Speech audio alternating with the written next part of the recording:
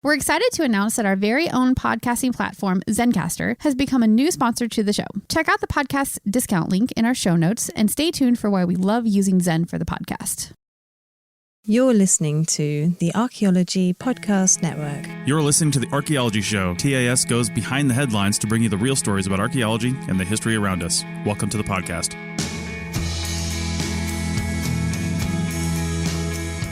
Hello and welcome to the Archaeology Podcast, episode 79. I'm Chris Webster. And I'm April Camp-Whitaker. On today's show, we talk to Dr. Rand Boytner about the Institute for Field Research. Let's dig a little deeper and sign up for a field school.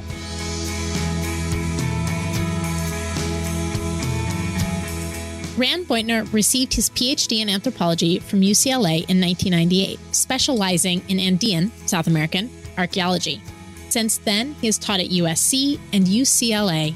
In 2011, he was the founding director of the Institute for Field Research, an independent academic nonprofit, created so students from across the world will be able to participate in field research with leading scholars, regardless of the university where they matriculate. Deploying strong and positive incentives to all parties, the IFR model provides significant funds to scholars and large amounts of credit units to students, producing a strong relationship of excellence between a commitment to research and a commitment to pedagogy. All right, welcome to the Archaeology Show. April, how's it going? It's going really well. Yeah, we're just buzzing along. Cool.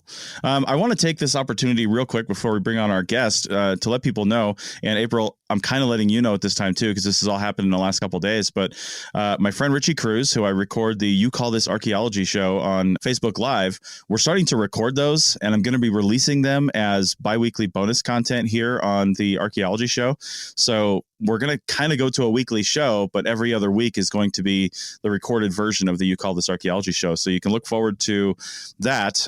It's very unedited and very unscripted, and a lot of times not even about archaeology. That's why it's called that. But it's a fun show to do. It's two archaeologists, and we have a good time. And you've already heard one in this feed. You've heard a number of them in this feed, but we're going to start trying to make it a little more regular. And on top of that, my wife's been wanting to get back into archaeology a little bit. She has her own podcast on the APN that's coming out with its second season in February, Historical Yarns. And we talked about doing relatively regular-ish, just recording with the two of us that we release in the Archaeology Show feed where we talk about archaeology news and events. So April and I will still do interviews, and then we'll have sort of occasional news and events, and then occasional bonus episodes of the You Call This Archaeology Show. Just putting some more stuff into this feed because I think it fits this audience. And if the audience doesn't agree with me, please send me an email, chris@archaeologypodcastnetwork.com. I might be opening up a can of worms there, but please send me an email. And then one more little announcement, because you'll hear ad spots on this show as well. The APN has hired its first employee, and her name is Madison, and she's here in Reno. She's going to be working with me. She's our new advertising manager, and her email address, she officially starts on January 1st. Her email address will be advertising@archaeologypodcastnetwork.com. So if anybody wants to advertise on one of these shows or talk to us about that, then you'll contact Madison and she will help set it up. So I'm pretty excited about that. All right. Well, as I mentioned in the introduction and the biography that we read, our guest today, and we're going to find out a lot more about him here shortly, is Rand Boytner. Rand, thanks for coming on the show. Thank you. It's a great honor to be here. All right. So why don't we just start talking about the Institute for Field Research, the IFR. So what is the Institute for Field Research and when did it start? The Institute for Field Research started in 2011 as an initiative of a number of basically archaeologists who wanted to make sure that we can break the barriers between universities and allow students from any university to attend top archaeological excavations anywhere in the world. We debated how to call this organization. We thought that we will not just do archaeology, that the idea is right for many disciplines. And we decided to call it a more generic name, the Institute for Field Research. Starting with archaeology, we started in 2011, as I said, with one field school and 11 students. And this year, we're now offering 62 field schools with hundreds of spaces across disciplines. So we still are primarily archaeology, but also offering geology, paleontology, environmental science, urban planning and urban design, and cultural anthropology programs. So quite exciting. I should throw in a disclaimer and say that I actually met Ran in 2016 when he came out to the Amache Field School, and we decided to become one of IFR's field schools. So I have been working with this program and am incredibly biased in its favor. So that is my disclaimer. It's like on NPR where they tell you that they are funded by whatever they're reporting on. So you may hear some heavily biased statements on my part. Nice. So, Ran, as a follow-up to my first question, universities are commonly known as the places that start field schools, and they control the field school. They do the advertising for it. They do the outreach for it, and they run the field school. So, how does the Institute for Field Research come into that system? How, when a university says, like, for example, April's program that she's working with at Amache with the University of Denver, how does the IFR and the University of Denver work together to get this field school pulled off? How are the responsibilities, I guess, delineated between the two institutions to make this happen? That's a very good question. So the institution of a field school in archaeology is more than 100 years old. It started sometime in the early 1900s and became to be a rite of passage for almost every archaeologist that is in practice today. But what was limiting was there were no quality controls because these programs were taking time off campus or taking place off campus, and therefore the university did not assert very good quality controls. Also, students were limited to the specialities or the areas of research of the faculty at their home institution.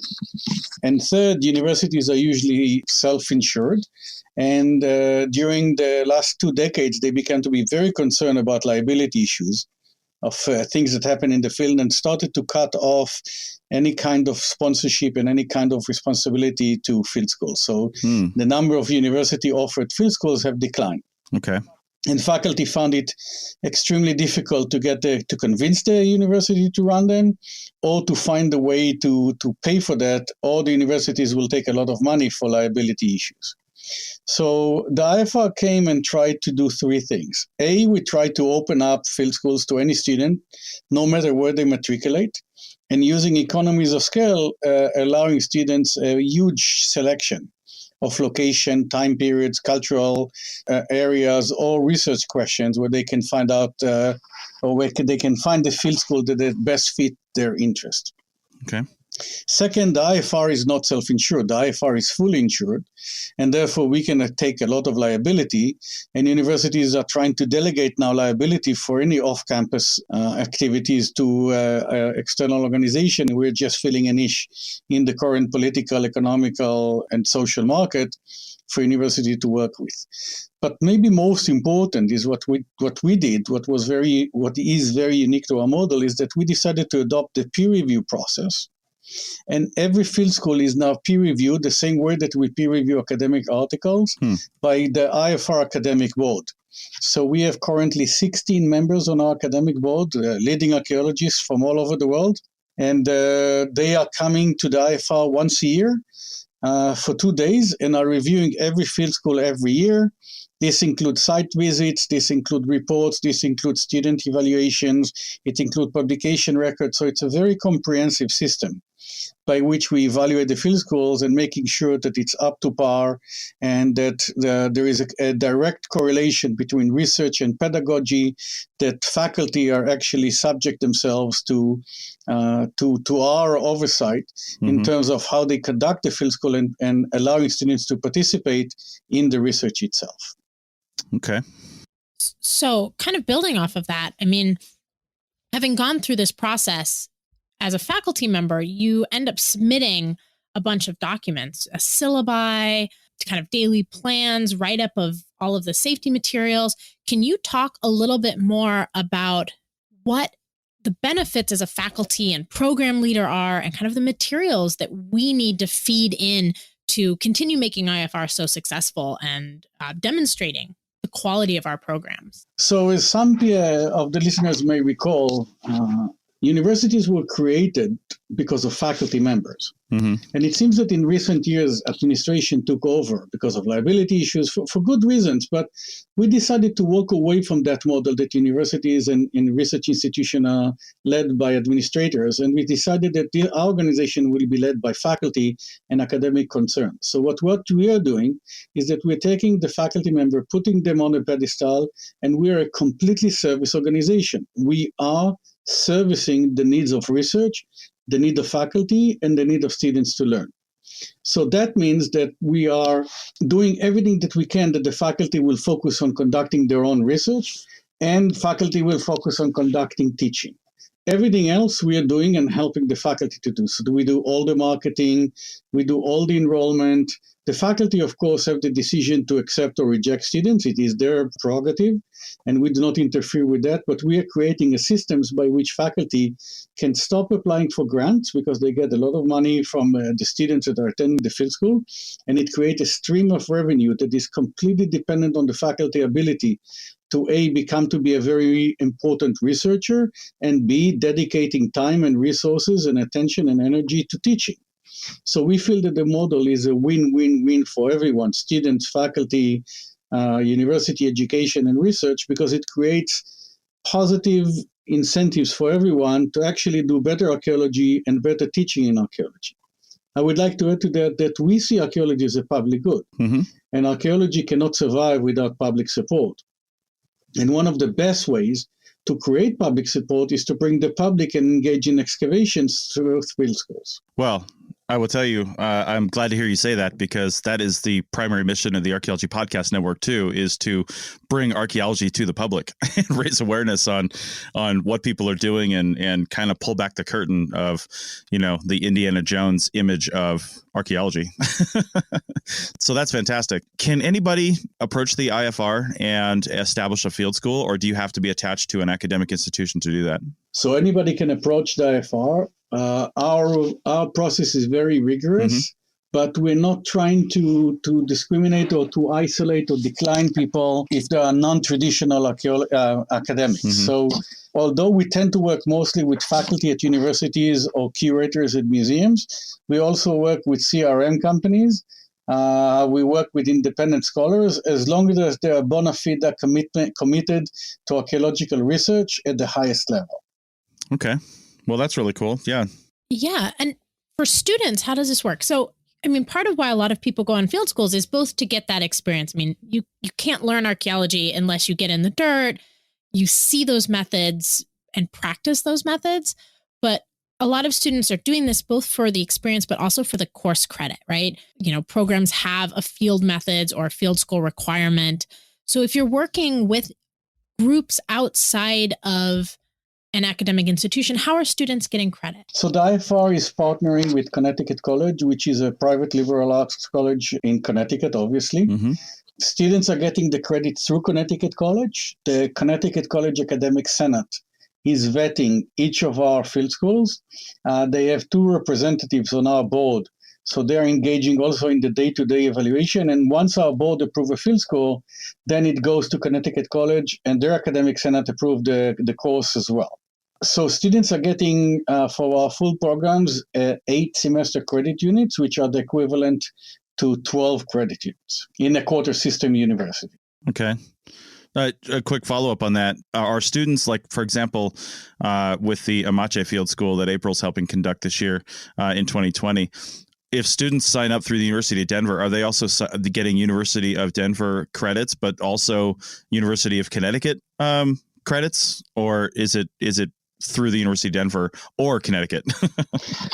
So students get credits only through Connecticut College. We do not typically work with universities. We have some affiliation agreement, but we work with scholars. Got it. So it's better to think about the IFR as like a national NSF, National Science Foundation, than to think about the IFR as a university. We are sort of a hybrid, something that is fairly unique. There aren't that many organizations like us that I know. We are both a funding organization and a service organization to the academic community. Okay. Okay. Yeah, funding was going to be one of my other questions, and I guess we can ask another question first because it kind of probably goes into funding. But a lot of the IFR programs are shorter, 2 to 3 weeks, and field schools in the traditional sense are often 4-6 weeks, something like that. What's the thinking behind the shorter programs? So we do not call the short programs. So we do offer 2 or 3 weeks programs. We do not call them field schools because they are not field schools. Sure. They are introductory programs. The idea was that because, as I said, archaeology is a public good and we need the public to come. Students that are currently matriculating are not the only members of public. There are people who are retired. Many teachers need credit units to have during the summer so they can advance in their profession. So we try to bring these people as well into the fold and introduce them to archaeology. But we do not think that these are full-fledged field schools, so we call them short programs. Students get a lot less credit units. If they are coming for 4 weeks, they get only 4 semester credit units, and if it's 2 weeks, they get only 2 credit units. So these are just gateways into trying and experiencing archaeology for people that are typically don't have the same amount of time as regular typical student that go to a university. Okay, yeah, I've got some ideas for you, which we should talk about at some point, because this is really cool. I've been aware of the IFR for a few years now. I think I've done some shorter interviews with you at conferences and stuff, but it's really developing, and I really like that. That's really cool. So, Ran, are you in order to fill out your field school catalog, are you seeking out through advertising and outreach and things like that, trying to find field schools in particular areas, or do you have enough people coming to you saying, hey, I want to do a field school that it's as much as you guys can manage right now? What I'm wondering is, with your catalog of field schools, if you say, hey, we've got a hole here, we don't have somebody working in this area this summer, we don't have somebody working in this area, are you approaching people and trying to get their field schools into the IFR program, or is it organic and filling up? So it's both. We are seeking field schools in places when we don't have a lot, and we want to offer students places to go. So, for example, we don't have a lot of field schools in Africa, and we're trying very hard to find good programs in Africa. Yeah. On the other hand, we have a lot of people that are contacting us, and we are working with anybody who is communicating with us, trying to figure out if they're of the quality and the caliber of an IFR field school. Awesome. On average, I would say maybe only 40% of people who are starting the process with us end up with having field schools with us. And this is changing now that we've been now in business for about 9 years. And we have now field schools that are running for a long time, or scholars that we work with for a long time. Some of the scholars do 3 years and then take a year or two to write and then come back and do a different program. So we are getting full. In terms of archaeology, we have definitely shortages or gaps, especially in Africa and in Asia, particularly in Central Asia, that we're trying to fill. Mesoamerica is another place. East Coast of the United States is another place. So it's both. We are trying to reach out. Our board is reaching out. All people are coming to us. Cool. With some of the program gaps that you have, is it just that people aren't running field projects in those areas, or... it's really interesting thinking about the landscape of where people are doing field schools. And I could see that some of these areas, maybe there just aren't field schools being currently run. So when you say field schools are not currently run, it's by U.S. faculty or faculty that work at the U.S. But so there's not that many Africanists in the United States, but there are definitely many Africanists in Europe. Wow. The problem with running with European faculty is that they're not particularly familiar. If they've never worked with Americans, they're not particularly familiar with American sensitivities and American needs. American students tend to be a lot more hardworking, a lot more focused, and a lot more grade-driven. European students, they do not pay for their field schools. So they are less demanding in terms of understanding how important each minute is for their education and for the money that they pay to come to the field school. So if people did not work with Americans before, it created a little bit of a gap, and it's not always a good fit. We need to trade them. There are Europeans that we are working with, especially from the University of Liverpool in England, the University of Bordeaux in France, But these programs tend to take a lot more time to develop, to bring this faculty up to par, to train them how to work with Americans, just because European students are very different than Americans. Is there a difference, too, just in the academic systems of the two countries, where the way course credits work, the way programs work? Because I know European master's programs are very different than American master's programs. Yeah, so most Europeans, and we're talking on the undergraduate level, most Europeans do not pay for tuition. And because in Europe, archaeology is part of humanities and a standalone department and not part of the social sciences and anthropology, they have a very specific view about what archaeology is and how archaeology is practiced. And part of the degree, if your major is in archaeology, your major in the Department of Archaeology, and the part of your tuition go towards practicum, which is being in the field. So students in Europe, neither in England nor anywhere else in Europe, tend to pay for their field schools. It's part of the tuition, and the government or the university, wherever it is, are paying for the field schools. And typically the requirements are a lot less stringent.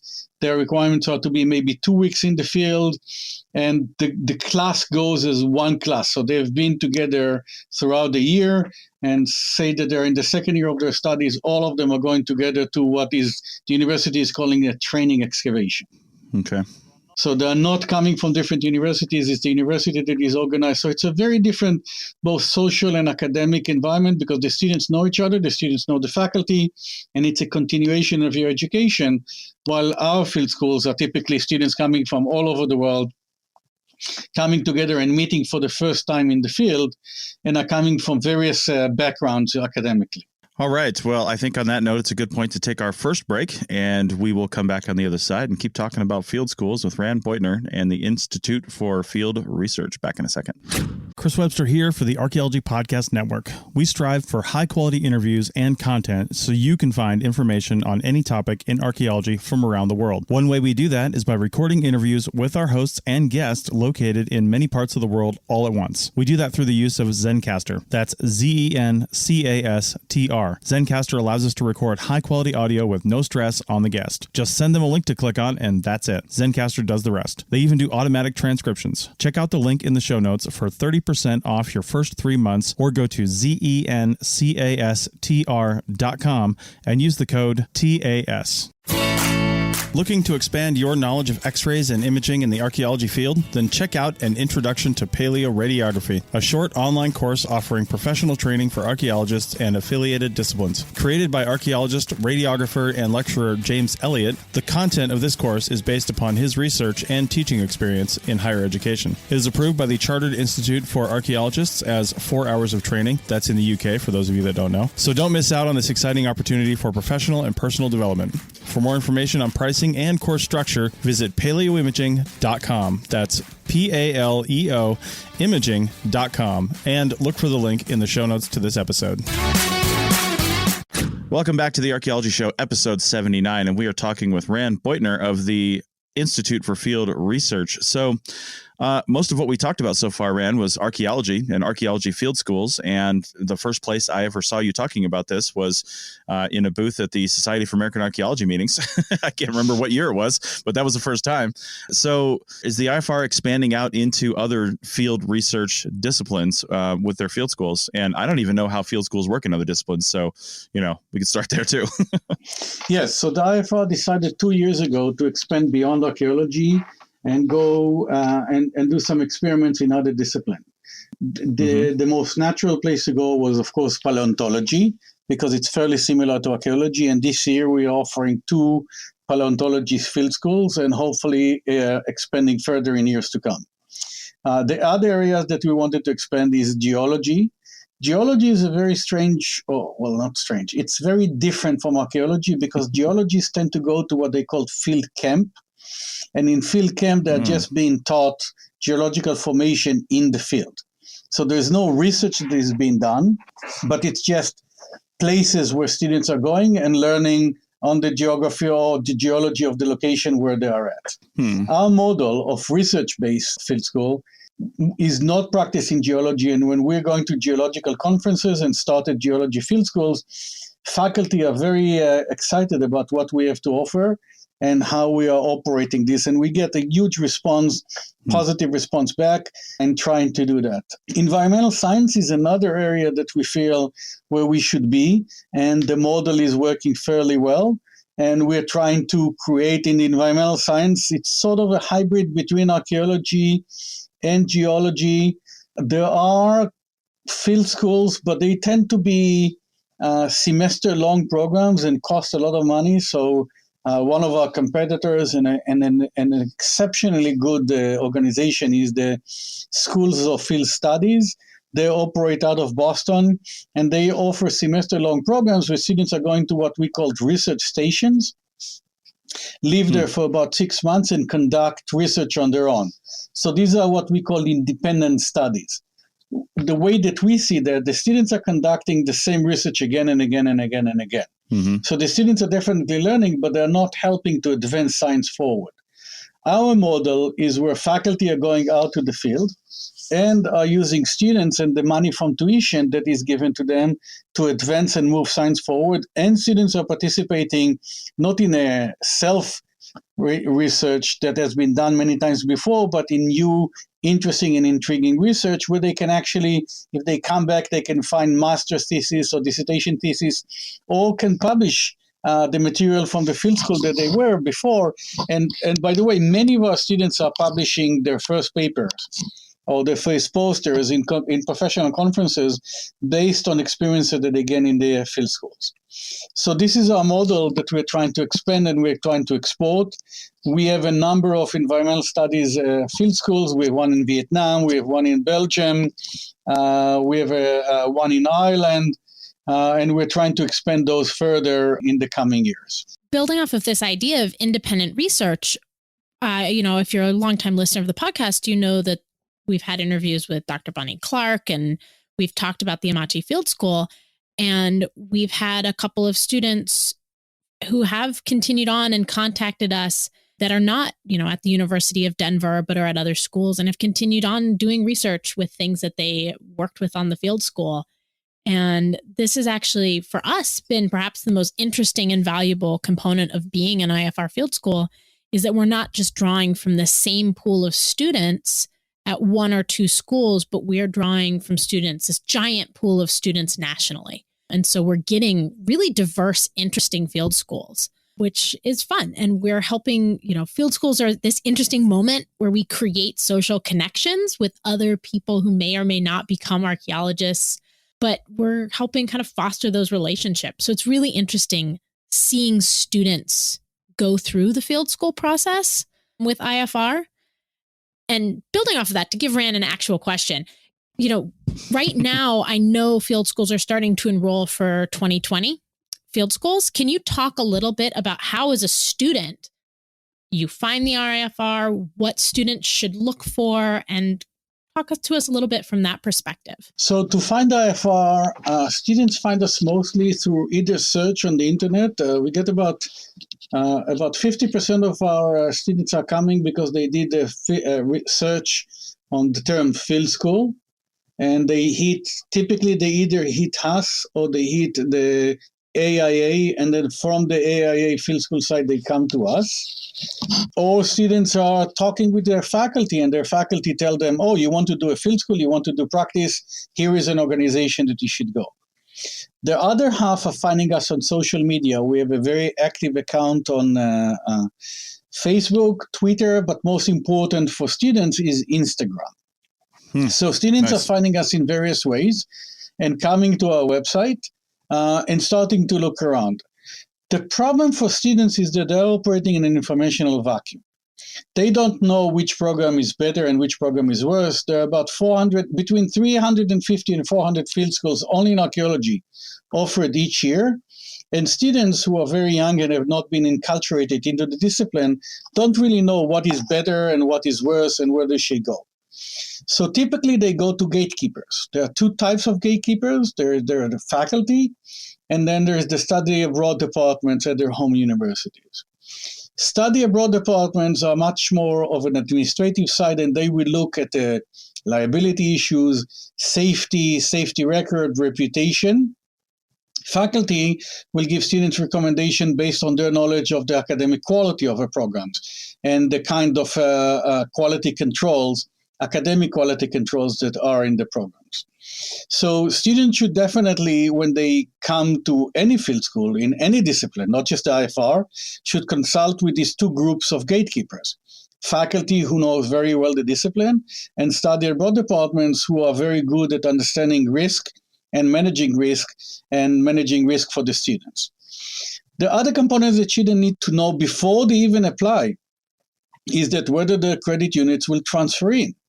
Sometimes students are transfer students, and if you are in a Research One university, let's say UCLA or UC Berkeley or University of Colorado, Boulder, and you are a transfer student, that means that you spend 2 years in a community college. If you're transferring 8 semester credit units or 12 quarter units in as part of your major, then the universities will feel that you didn't take enough classes at their home institution and will decline to transfer all the credit units. If you are a statistics major and you take an archaeology field school, most likely the credit units will not go towards your degree or your major, but will go towards GE. So you need to understand how the credit units will be transferring.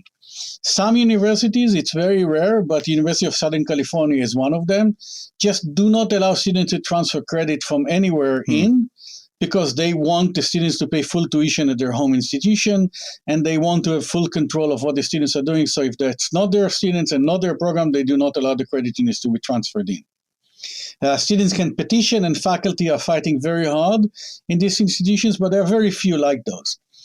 All the institutions we work with, all the way from Harvard to Santa Monica Community College, accept the credit units. And it really depends on 3 elements. The students, whether the student is a transfer student or not, how relevant is the field experience to the student major, and that determines whether it goes toward the major requirement or the GE requirement, and the GPA of the student. Typically, students get either A's or B's in field schools. It's very difficult to get a C in a field school because you're being evaluated based on your attempts to work and engage in science, not your output, right, whether you publish or a paper. This is a training program, so you're being graded based on your attempt to be trained, not on the outcome of whether you're a good trainee or not. That will be determined later on if you will move on your academic career. So students, if they have very low GPA, universities will sort of balk a little bit about transferring the credit units because they know that the students is typically going to get higher grades and they don't want to match that. So what students need to do is before they do anything, print out the syllabus of the field school and go with the syllabus to their undergraduate advisor or the graduate advisor, whoever it is that they're working with, so they can vet and tell them how the credit units will be transferred into the university. What they need to make sure is also that the registrar will agree to do that. Every university has what is called articulation officer. And in a big university, your undergraduate advisor will be able to direct you and tell you exactly what can be done. In smaller universities, you just need to navigate that. So you need to talk both with the faculty and get to understand how your department is going to accept the credit units, and then with the articulation office to understand how the credit units are going to be transferred into your own record. Okay. And with 2020 rapidly approaching, this podcast actually releases right before the new year. So with 2020 rapidly approaching, is the process to get into these field schools, because I know there's probably a limit to the number of students they can take, is it very competitive? Is it too late to get into some of these, or can people still apply for the 2020 season? So it depends on the field school. Some field schools tend to be more popular than others. So for example, our Greenland Arctic Vikings had last year 150 applicants and we had only 8 spots.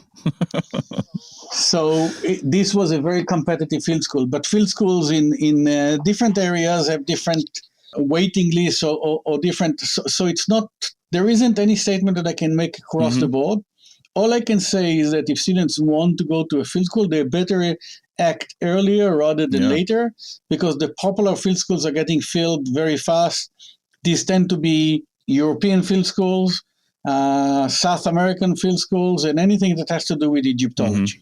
Okay. Just a kind of a follow-up to that, when, people have to apply to get their field school into the IFR, approximately what time frame do you think do most field schools become available for application? Looking at like a North American summer. Yeah, so we open application every year November 1st. So that's when the application are opening. We're trying for next year to open August 15th because a lot of semester-based universities are coming back on campus at the end of August, and students are starting to look then to see what opportunities that they have. But so far, we always open November 1st, and that's when students should start to apply. But if students want to have their choice location, they should apply now. They can decide, they can apply to more than one field school. Unlike most universities, we do not charge students an application fee. Yeah. So students can apply to more than one program and then decide later on if they're admitted to which program they want to go. And they can secure, at least in the case of the IFR, the only way that you can secure a space is by paying the deposit. And if the students are doing that before mid-January, we have what we call early admission, and they pay only 60% of the deposit. So instead of $500, they pay only $300 to secure a space in a program. So as students are doing this, I mean, I know from our program, you can look online, you can see our syllabus. We've written up testimonials, we have pictures, and, we're generally pretty open if students have questions or issues they want to make sure would work. Are most field schools kind of structured similarly, where there's a broad base of information that students can read and look at, and information about the different instructors so they know who are the faculty, what do the faculty do, and what have been previous students' experiences? Yes, so the IFR website is standardized across all field schools, and all the information that is provided for one field school is provided for other field schools. We, of course, have different personalities of field school directors. Some are more passive and others are more active. But an IFR requirement of all field school directors is that they will be really embracing the idea of research through teaching or teaching through research. And we demand that from any field school. So we will not admit and we will not work with any faculty who is not keenly interested in having the student participate in her or his field school in a very active way. So Amachi is not unique. All of our field schools are the same, at the minimum, at least this level of enthusiasm to support and bring students in. Wonderful. As kind of a build off of that, are there certain programs that you think are just really unique or interesting, or any that you want to highlight? Because, I know that anytime you work with a project, you sort of get favorites. No one has favorite children, but everybody has a favorite child. So, are there programs that you really want to highlight because they're new, or they're just doing something really special and interesting? Yeah, one of the programs, a new program that we're working with is in Italy. It's in Coronata. And what is unique about this program, traditionally, when archaeologists were looking at the arrival of Greeks into Italy, the colonization of the Mediterranean by Greeks, people thought that the Greeks came in as colonies and colonized the periphery. What we find out in Coronata, and it's the only site that is preserved and has early Greek pottery embedded inside what we call indigenous population, showing that the Greeks did not arrive as colonies, but it was a much more nuanced and longer process. And the program is run by an Italian scholar who works at the French University, and the co-director is from the University of Michigan. And it's just a spectacular place to be, spectacular archaeological question, really challenging the existing understanding of what a major part of the evolution of Western civilization happened, the way that it happens. And the faculty members, the field school director, are just awesome people. When I did the site visit, I was fortunate enough to do the site visit. I was supposed to be there 2 days visiting with them, and I stayed almost a week. Because it's such a fascinating site. And the preservation is so amazing. You have architecture, you have ceramic, you have metals, you have even organic materials. You don't typically find stuff like that in southern Italy. So that's definitely an interesting project that I would like to highlight. Another new project that I would like to highlight is the French Polynesia field school that we have in Morea. This is an epigenetics field school where we are going to look at the differences in genetic composition and the relationship between genetics and culture, what we call coevolution, which is very much on the cutting edge of evolutionary theory today, when we have a faculty member from the University of UC San Diego who is going to go and both collect verbal testimonials and take DNA from local population and try to work out the Lapita expansion and post-Lapita expansion of different groups that are coming from Micronesia across the Pacific Islands. I think these are spectacular research questions. So these are both in archaeology or archaeology related. I would like to finally highlight a program that not relevant to archaeology, but I still think a spectacular program, and that's our program in Vietnam. That program takes place in the city of Hue. Your listeners, if they're young, will not remember the Tet Offensive during the Vietnam War, but during the Tet Offensive of the Vietnam War, Hue was a major battleground between American Viet Cong and North Vietnamese forces, and it's a sacred space in Vietnam. And what we're doing there is that our PI, who was the chair of landscape architecture at the University of Southern California and now moved to Belgium to work at the university in Belgium, are running an environmental studies program there. When they're trying to work with the local authorities and build sustainable cities out of the Vietnam War and out of the dramatic economical development in Vietnam in ways that combine water, trees, vegetation, and humans in a sustainable way. I cannot recommend strongly enough how amazing the faculty members are for this particular program. They're just gracious, happy people. It's a wonderful country to work with in a very, very important site and important city for American heritage. So even though this is not straightforward an American program, it's just an amazing place to be and an amazing contribution that we can make as young Americans to a continuation of American relationship with this particular site in Vietnam. Awesome. That's so cool. And I was just looking on the IFR website before we came on today, and man, there are such a vast array of field schools all over the world, and in different disciplines and different areas of study. And the website's set up really well to help you kind of drive down what you want to focus on and where you want to do it. So check out the website at ifrglobal.org, and we will have that link in the show notes. And Ran, really, thanks for coming on today and telling us all about the Institute for Field Research. My great pleasure, and thank you both, April and Chris, for all the work that you're doing to support archaeology and support science. It's really, really important to do that right now. I'm just going to say that the IFR is a phenomenal program, and hopefully some people listening to this podcast who are starting to think about field school will go over and check out the site and maybe sign up for some of these programs. You know, I think it's truly an amazing opportunity to see all of the different things that archaeologists are doing and think about your future and what kind of research you can do if you become an archaeologist. Yeah. Okay. Well, with that, we're going to call this segment right here. April and I are going to come back in segment 3 and just kind of wrap this up a little bit. So we'll be back shortly for that. And again, thank you, Ran, for coming on, and check out the ifrglobal.org website and sign up for your field school today. And Happy New Year if this is where you stop listening to the podcast. All right. Back in a second. You may have heard my pitch for membership. It's a great idea and really helps out. However, you can also support us by picking up a fun t-shirt, sticker, or something from a large selection of items from our TeePublic store. Head over to arcpodnet.com/shop for a link. That's arcpodnet.com/shop to pick up some fun swag and support the show.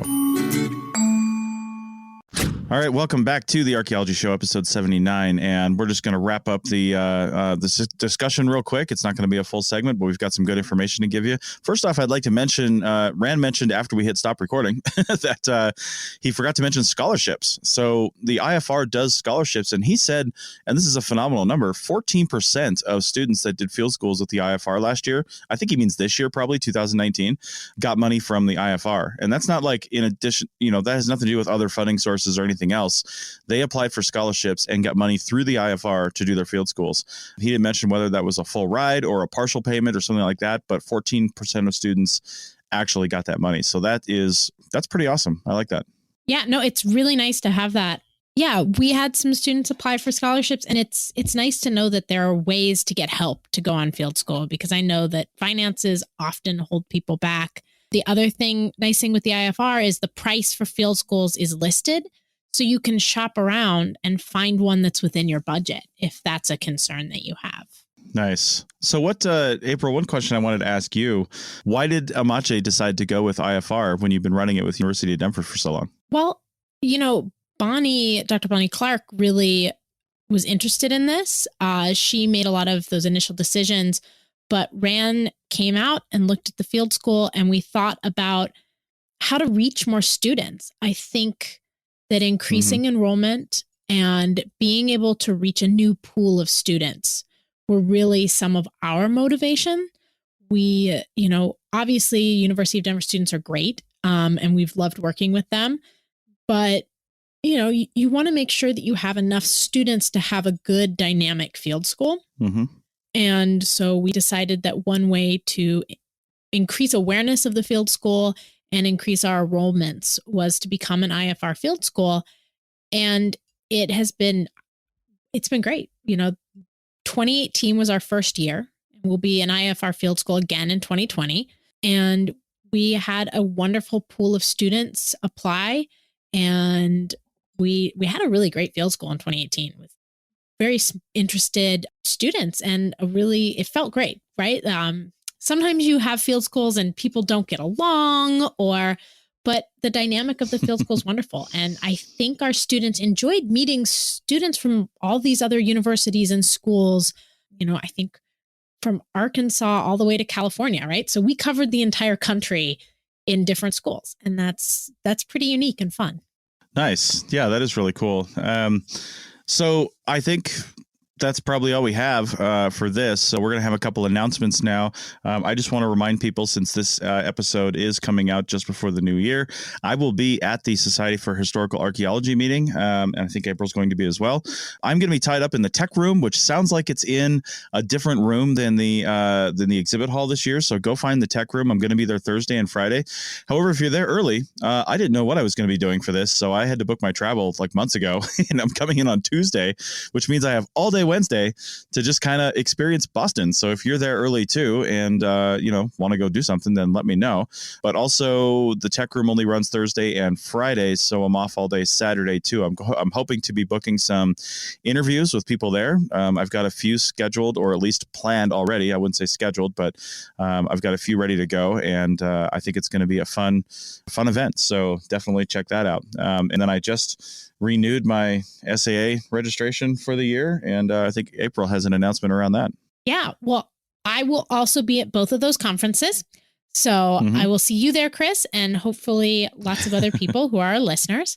So long ago, back, I think about 46 episodes ago, Chris and I did a podcast on attending conferences, and the SAAs found it and thought Chris and I were just absolutely brilliant.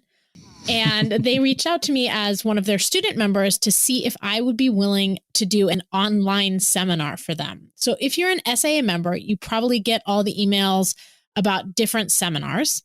If you're not a member, you can still access these seminars online, I believe, but they are 1 to 2 hour online talks, basically on different topics. And I am going to be doing one on January 22nd from 2 to 3 p.m. Eastern Standard Time on attending conferences. That will basically be a 101 beginner's guide, mirroring a lot of the things that we talked about in the podcast, but much more specifically oriented to the SAAs on what do you do? What is a conference?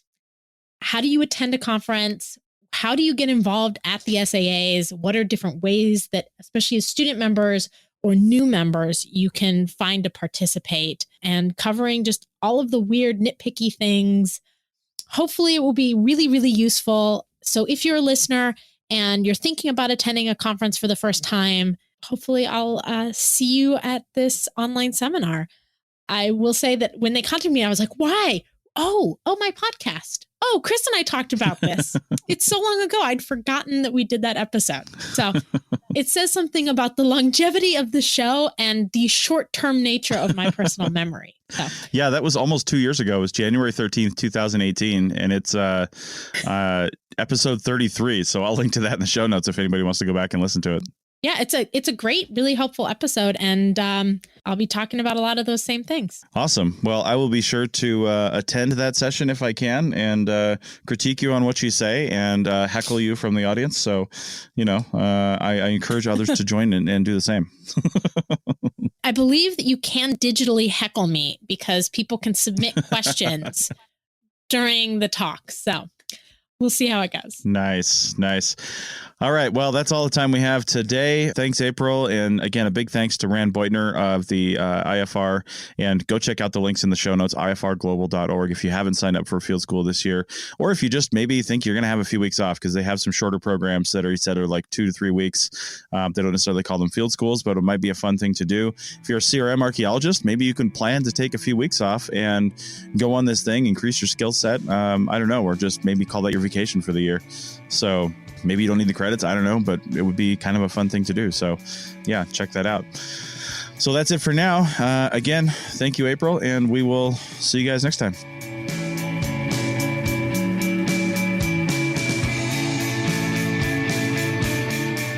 Thanks for listening to the Archaeology Podcast. We hope you enjoyed it. You can provide feedback using the contact button on the right side of the website at www.archaeologypodcastnetwork.com/archaeology. Or you can email Chris at archaeologypodcastnetwork.com. Please like and share the show wherever you saw it so more people can have a chance to listen and learn. Send us show suggestions and follow ArcPodNet on Twitter and Instagram. This show is produced by the Archaeology Podcast Network. Opinions are solely those of the hosts and guests of the show. However, the APN stands by their hosts. Special thanks to the band Sea Hero for letting us use their song I Wish You'd Look. Check out their albums on Bandcamp at seahero.bandcamp.com. Check out our next episode in 2 weeks, and in the meantime, keep learning, keep discovering new things, and keep listening to the Archaeology Podcast Network. Have an awesome day.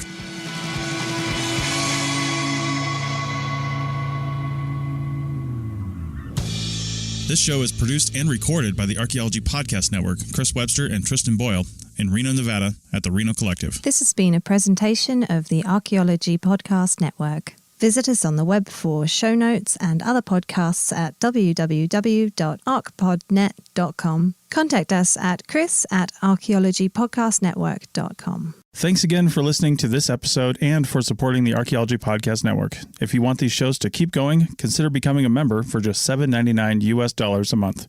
That's cheaper than a venti quad eggnog latte. Go to archpodnet.com/members for more info.